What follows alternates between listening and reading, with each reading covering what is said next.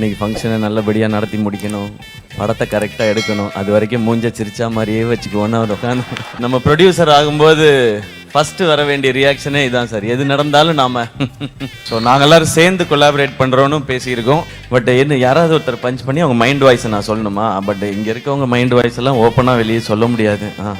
இன்னைக்கு ஃபங்க்ஷனை நல்லபடியாக நடத்தி முடிக்கணும், படத்தை கரெக்டாக எடுக்கணும், அது வரைக்கும் மூஞ்ச சிரிச்சா மாதிரியே வச்சுக்குவோன்னு அவர் உட்காந்து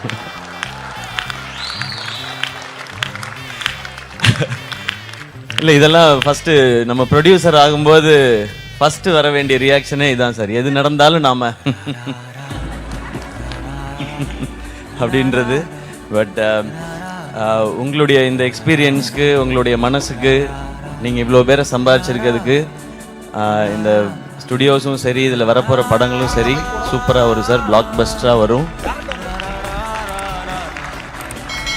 ஸோ நாங்கள் எல்லோரும் சேர்ந்து கொலாபரேட் பண்ணுறோன்னு பேசியிருக்கோம். அதெல்லாமும் டெஃபினட்டாக நடக்கும். அண்ட் எனக்கு ரொம்ப சந்தோஷம் இங்கே வந்ததில்.